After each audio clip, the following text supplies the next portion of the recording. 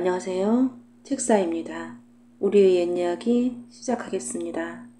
주막에 앉아 한선비가 놀란 가슴을 쓸어내리며 옛일을 회상하며 눈물을 흘리고 있는데 주모가 물었다. 아니 무슨 일이기에 그렇게 슬피 우시오? 선비가 눈물을 쓸어내리며 외란 터지기 몇 년 전에 글쎄 제가 홀렉신 날 신부를 오해하여 버리고 나왔습니다 그려. 몰락한 양반가에 먹을 신랑도 구하기 어려운 처지에 장가는 꿈에도 꾸지 못하였다. 그의 홀어머니는 아들 장가가는 것을 보는 게 꿈이어서 날마다 정한수를 떠놓고 빌었다. 그 모습을 보다 못해 동네 사는 매파가 같은 처지에 몰락한 양반가의 처자를 소개시켜 주었는데 그 처녀 역시 집안이 어렵고 부모 없이 시녀 한 명만 데리고 있는 터라 아무도 장가를 오려 하지 않았다. 그 두 사람은 혼례식을 올리기로 하고 사주잔자를 보내 날짜를 잡았다. 새신랑은 날짜에 맞춰 길을 떠나 어느 산길로 접어들었을 때쯤 주막이 보였다. 주모, 이쪽으로 더 가면 아가씨가 사는 집이 있소? 거기는 내일 혼례를 치르는 집인데 그 집은 왜 찾소? 제가 그 집에 혼례를 치르는 신랑인데 도대체가 길을 찾을 수가 없소. 이쪽으로 쭉 가서 갈래길에서 왼쪽으로 가면 돼요. 고맙소. 총각은 주모가 알려준 길을 따라 아가씨의 집을 찾아갈 수가 있었다.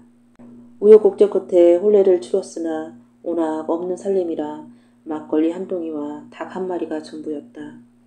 그래도 오랜만에 고기와 술을 마신 신랑은 흠뻑 취해 신부의 쪽두리를 벗기려는데 문풍지 사이로 검은 그림자가 영락없이 사내가 칼을 들고 서 있는 것이었다. 신랑은 신부가 정분이 난 남자가 있었는데 그 남자가 자신을 죽이려 한다는 생각에 그 집을 뛰쳐나왔다. 다음날 아침 신부방에 들어간 몸종 사오리는 홀레복을 벗지 않고 있는 아씨를 보고 아씨, 이제 홀레복을 벗고 식사를 하셔야죠. 아니다.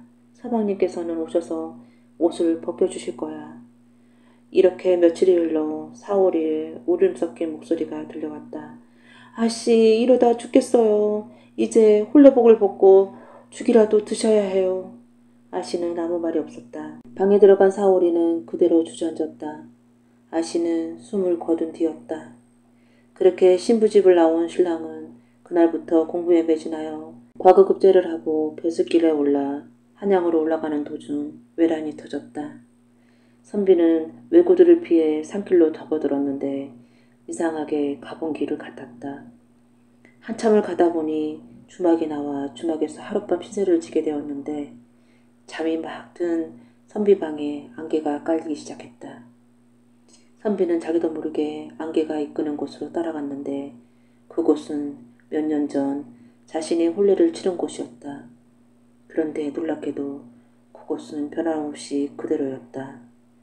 쌀이민을 울고 들어가니 사오리가 반갑게 맞으면서 아씨, 서방님 오셨어요. 그래, 방으로 모시거라. 방으로 들어간 선비는 신부의 모습을 보고 놀라지 않을 수 없었다. 신부는 홀레복을 입은 채였다. 사오리는 밖에 있으면 이 비녀를 주고 술 한 동이만 받아오거라. 네, 아씨. 사오리는 수성을 봐서 방으로 넣어주고 마루에 앉았다. 그날도 술을 마시려고 보니 문풍기 사이로 비치는 그림자가 꼭 사내였다. 문을 열어보니 신부가 신랑을 입히려고 준비한 도포자루가 바람에 나부끼고 있었다. 그제서야 자신이 오해였음을 알고 신부의 홀레복을 벗기고 둘은 나란히 누워 잠을 청했다. 그 모습에 사오리는 눈물을 훔쳤다. 오랜만에 단잠을 잔 선비는 잠에서 깼는데 옆에 누워있는 것은 홀레복 사이에 또아리를 두고 있는 뱀이었다. 놀란 선비는 방에서 뛰쳐나와 보니 마루에도 해골이 있었다. 옷을 다 입지도 못하고 보따리만 챙긴 채 그 집을 나와 주막으로 가 주모, 주모, 주모 있는가? 아이고 날이 웬일이세요? 글쎄 저 산길속에 있는 그 집 처자 아시는가? 아다마다요. 몇 년 전 호래심날 소방 맞고 그대로 앉아 죽었지 뭐요. 참한 아가씨였는데 안 됐지 뭐요. 선비는 참회의 눈물을 흘렸다. 다음날 선비는 신부와 사오리의 시신을 수습해서 장례식을 치러주었다. 그날부터 선비는 백성을 위해 자신의 삶을 다할 때까지 억울한 이가 없도록 최선을 다했다.